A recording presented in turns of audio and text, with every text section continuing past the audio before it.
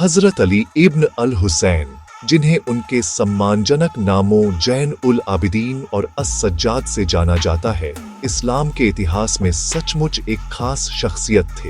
वह इमाम हुसैन इब्न अली के बेटे थे, जो पैगंबर मोहम्मद उन पर शांति हो के पोते थे। इस सीधे रिश्ते ने उन्हें पैगंबर के परिवार के बिल्कुल करीब ला दिया, जिससे सभी मुसलमानों के बीच उनकी स्थिति बहुत सम्मान और प्यार वाली बन गई। उनकी मां शहरबानू थीं, जो फारस की एक राजकुमारी थीं, जिससे उनके वंश में अरब और फारस दोनों के महान परिवार मिल गए थे। उनका जन्म मदीना में लगभग 629 ईस्वी में हुआ था, एक ऐसे घर में जो पूरे मुस्लिम समुदाय के लिए दिव्य ज्ञान, भक्ति और मार्गदर्शन का केंद्र था। वह कुछ समय तक अपने दादा इमाम अली की प्यारी देखभाल में पले बढ़े और फिर अपने चाचा इमाम हसन और अपने पिता इमाम हुसैन की देखरेख में रहे। अपने शुरुआती दिनों से ही यह साफ था कि जैन उल आबिदीन का जीवन गहरी आध्यात्मिक महत्व और ज्ञान की खोज के लिए बना था। उन्होंने अपना बचपन मदीना में बिताया, जो पैगंबर का शहर था और उस समय भी पैगंबर के साथियों और उनके अनुयायियों से भरा हुआ था। इस माहौल ने उन्हें इस्लाम की शिक्षाओं को सीधे उसके शुद्ध स्रोतों से सीखने का एक बेजोड़ मौका दिया। वह पैगंबर की मस्जिद में बैठते थे, अपने समय के विद्वान आचार्यों से ज्ञान प्राप्त करते थे। वह अपने शांत और चिंतनशील स्वभाव के लिए जाने जाते थे। दूसरे बच्चों के खेलने वाले सांसारिक खेलों की तुलना में पढ़ाई और प्रार्थना को ज्यादा पसंद करते थे। उनके चरित्र को विनम्रता, दयालुता और अल्लाह में अटूट विश्वास के सिद्धांतों ने आकार दिया था। ये ऐसे गुण थे जो उन्हें अपने महान पूर्वजों से विरासत में मिले थे। उनका नाम जैन उल आबिदीन, जिसका अर्थ है इबादत करने वालों का गहना, उन्हें यूं ही नहीं दिया गया था। यह उनकी सच्चाई का एक प्रतिबिंब था। एक युवा व्यक्ति के रूप में भी उनकी प्रार्थना और इबादत के प्रति समर्पण असाधारण था। वह रात के लंबे घंटों तक अपने निर्माता के साथ बातचीत में बिताते थे। उनका दिल पूरी तरह से अल्लाह के प्रति समर्पित था। इसी तरह अस-सज्जाद का खिताब, जिसका अर्थ है वह जो लगातार सजदा करता है, उन्हें उनकी प्रार्थनाओं में किए गए सजदों की भारी संख्या के कारण मिला था। कहा जाता है कि प्रार्थना की चटाई के साथ उनके लगातार संपर्क से उनके माथे और घुटनों की त्वचा सख्त हो गई थी। यह तीव्र भक्ति दिखावे के लिए नहीं थी, यह सर्वशक्तिमान के प्रति उनके प्रेम और समर्पण की एक सच्ची अभिव्यक्ति थी, जो उनके आसपास के सभी लोगों के लिए एक गहरा उदाहरण प्रस्तुत करती थी। मदीना में उनके जीवन का शुरुआती हिस्सा शांति और सीखने का समय था, जो उनके सामने आने वाली भारी मुश्किलों और जिम्मेदारियों की तैयारी का समय था। उन्होंने अपने पिता इमाम हुसैन के नेतृत्व और चरित्र को अपनी आंखों से देखा। साहस, ईमानदारी और न्याय के लिए खड़े होने के सबक सीखे, चाहे कुछ भी कीमत चुकानी पड़े।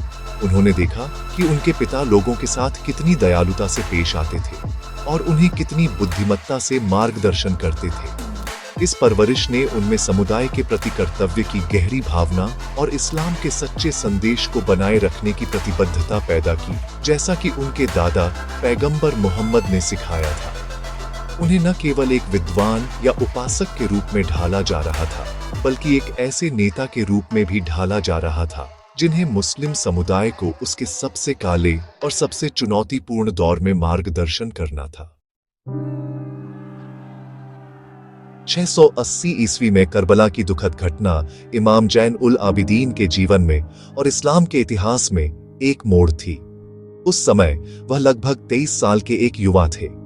लड़ाई के दिन वह बहुत बीमार थे और लड़ाई में भाग लेने में असमर्थ थे। अल्लाह की मर्जी से यही बीमारी उनके बचने का कारण बनी। जिस नरसंहार में उनके पिता इमाम हुसैन, उनके भाई, चाचा और परिवार के कई अन्य सदस्य और साथी मारे गए थे।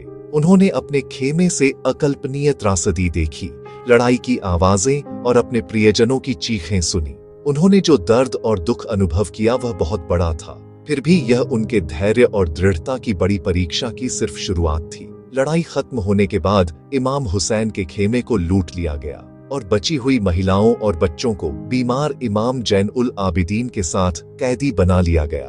उनके साथ बहुत कठोरता से व्यवहार किया गया और उन्हें करबला से कूफा तक और फिर दमिश्क तक उमैयद खलीफा यजीद की राजधानी तक परेड करवाया गया। इस अपमानजनक और दर्दनाक यात्रा के दौरान इमाम जैन उल आबिदीन ने सब्र का एक ऐसा स्तर दिखाया जो लगभग मानवीय समझ से परे है। अपने दुख और बीमारी के बावजूद वह अपने परिवार की महिलाओं और बच्चों के रक्षक और सांत्वना देने वाले बन गए, जिनमें उनकी चाची हजरत ज़ैनब भी शामिल थीं। उन्होंने अपने कैद करने वालों के अपमान और क्रूरता को चुपचाप गरिमा के साथ सहा, कभी भी कमजोरी या निराशा नहीं दिखाई। अल्लाह की योजना में उनका विश्वास अटल रहा। जब कैदियों को दमिश्क में यजीद के दरबार में लाया गया तो कई लोगों को उम्मीद थी कि वे टूट चुके होंगे और हार मान चुके होंगे। हालांकि इमाम जैन उल आबिदीन ने दिव्य साहस के साथ खड़े होकर शक्तिशाली उपदेश दिए, जिन्होंने करबला में हुई अन्याय और क्रूरता को उजागर किया। उन्होंने लोगों को अपने महान वंश की याद दिलाई, खुद को पैगंबर मोहम्मद से जोड़ा और बिना किसी डर के सच्चाई बोली। उनके शब्द इतने प्रभावशाली और शक्तिशाली थे कि उन्होंने दरबार और शहर के लोगों के दिलों और दिमागों को बदलना शुरू कर दिया। उन्होंने उस अपराध की गंभीरता को महसूस करना शुरू कर दिया जो उनके अपने पैगंबर के परिवार के खिलाफ किया गया था। उन्होंने अपनी कैद को सच्चाई और न्याय के लिए एक मंच में बदल दिया।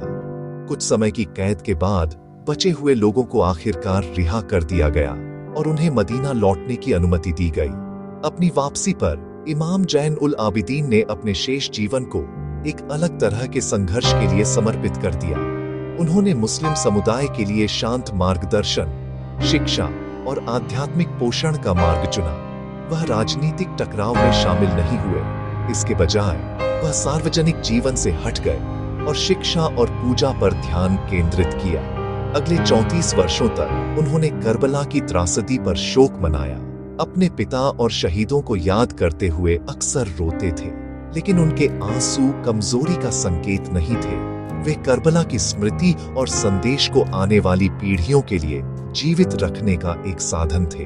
उन्हें सच्चाई और धार्मिकता के लिए किए गए महान बलिदान की याद दिलाते थे। करबला की दिल दहला देने वाली घटनाओं के बाद इमाम जैन उल आबिदीन ने आध्यात्मिक प्रतिरोध और बौद्धिक पुनरुत्थान का मार्ग चुना।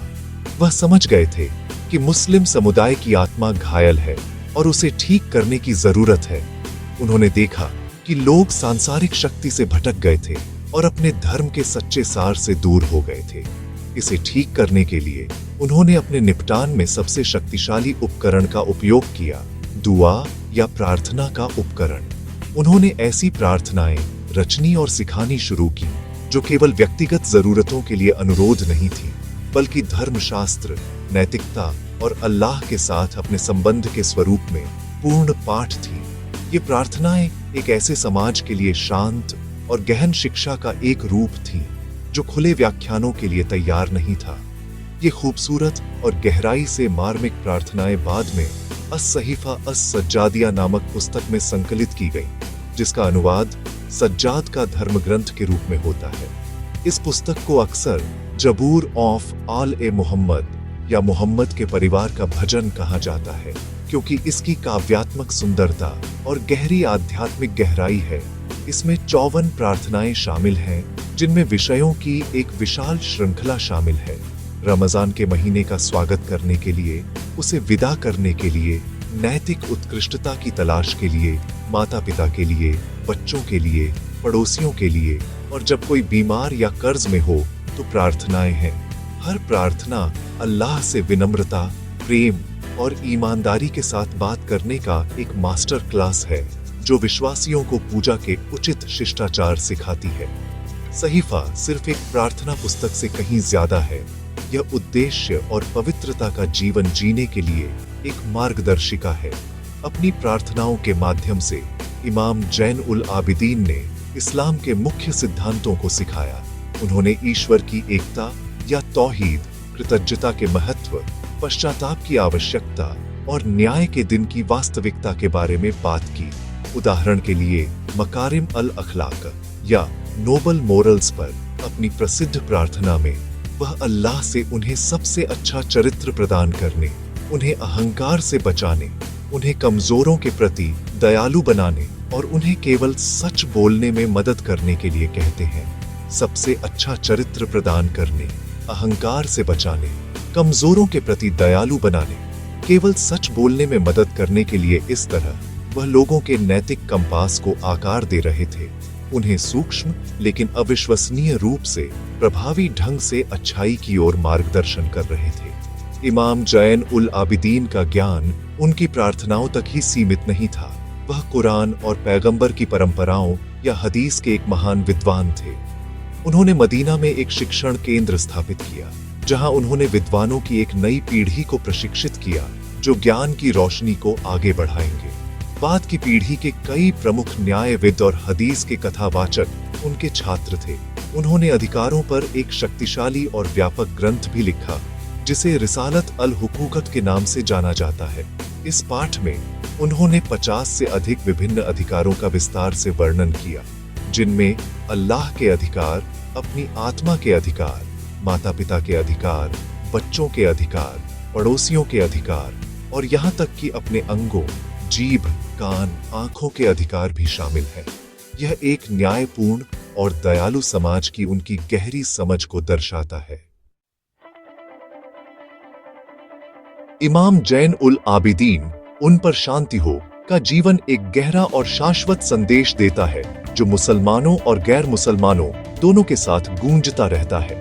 उनका पूरा अस्तित्व इस बात का सबक है कि भारी कठिनाई का सामना कैसे अटूट विश्वास और गरिमा के साथ किया जाए। वह हमें सिखाते हैं कि सबसे विनाशकारी नुकसान और क्रूर अन्याय का सामना करने पर भी अल्लाह की रहमत में कभी उम्मीद नहीं खोनी चाहिए। उनका सब्र हार को निष्क्रिय रूप से स्वीकार करना नहीं था, यह अल्लाह की बुद्धिमत्ता पर भरोसा करने और एक व्यक्तिगत त्रासदी को पूरे समुदाय के लिए ताकत और मार्गदर्शन का स्रोत बनाने का एक सक्रिय और सचेत चुनाव था। उनकी विरासत एक शक्तिशाली अनुस्मारक है कि सच्ची ताकत शारीरिक शक्ति में नहीं, बल्कि मानव आत्मा के लचीलेपन में निहित है, जब यह एक दिव्य स्रोत से जुड़ी होती है। उनका संदेश पूजा और ईश्वर के साथ व्यक्तिगत संबंध के अत्यंत महत्व पर भी जोर देता है। ऐसे युग में जब लोग राजनीति और धन के प्रति तेजी से जुनूनी हो रहे थे, उन्होंने उनका ध्यान वापस प्रार्थना की चटाई पर मोड़ा। उन्होंने दिखाया कि सच्ची प्रार्थना और विनती पलायनवाद के कार्य नहीं है, बल्कि दुनिया की चुनौतियों का सामना करने के लिए आवश्यक स्पष्टता, शक्ति और आंतरिक शांति प्राप्त करने के साधन है। सहीफा ए सज्जादिया इसका एक प्रमाण है, जो अपने निर्माता के साथ एक गहरा और अधिक सार्थक संबंध चाहने वाले किसी भी व्यक्ति के लिए एक मार्गदर्शक प्रदान करती है। यह हमें सिखाती है कि अल्लाह से कैसे बात करें, अपने गहरे डर और आशाओं को कैसे व्यक्त करें और उसकी याद में कैसे सांत्वना पाएं। इसके अलावा इमाम जैन उल आबिदीन का जीवन शांतिपूर्ण तरीकों से ज्ञान फैलाने और सामाजिक सुधार को लागू करने का एक मॉडल है। करबला के बाद वह बदला लेने का आह्वान कर सकते थे, जिससे और अधिक रक्तपात हो सकता था। इसके बजाय उन्होंने शिक्षा और आध्यात्मिक शुद्धिकरण का मार्ग चुना। वह समझ गए थे कि एक सच्चा मजबूत समाज सैन्य शक्ति पर नहीं, बल्कि ज्ञान, नैतिकता और न्याय पर बनता है। उनकी रिसालत अल हुकूक या अधिकारों पर ग्रंथ एक दयालु समाज के लिए एक खाका है, जो हमें अपने कर्तव्यों के प्रति सचेत रहना सिखाती है, हर किसी और हर चीज के प्रति। शांत, लगातार और रचनात्मक काम का यह दृष्टिकोण हर पीढ़ी में सुधारकों और नेताओं के लिए एक महत्वपूर्ण सबक है। निष्कर्ष में हजरत जैन उल आबिदीन इब्न इमाम हुसैन ने सब्र या धैर्य, इबादत या पूजा और इल्म या ज्ञान की विरासत छोड़ी। उन्होंने अपने दर्द को दूसरों के लिए प्रकाश का स्रोत बना दिया। उन्होंने हमें सिखाया कि जब अंधेरे का सामना करना पड़े तो हमें उसे कोसना नहीं चाहिए, बल्कि एक मोमबत्ती जलानी चाहिए। उनका जीवन कुरान की आयत का एक व्यावहारिक प्रदर्शन है। निश्चित रूप से कठिनाई के साथ आसानी होगी। उन्होंने दिखाया कि सच्ची भक्ति, धैर्यपूर्ण सहनशीलता और ज्ञान फैलाने की प्रतिबद्धता के माध्यम से कोई भी सबसे बड़ी परीक्षाओं को पार कर सकता है और मानव इतिहास पर एक अमिट छाप छोड़ सकता है। उनका संदेश ईश्वर और मानवता दोनों के लिए उद्देश्य, पवित्रता और गहन सेवा का जीवन जीने का एक सार्वभौमिक आह्वान है।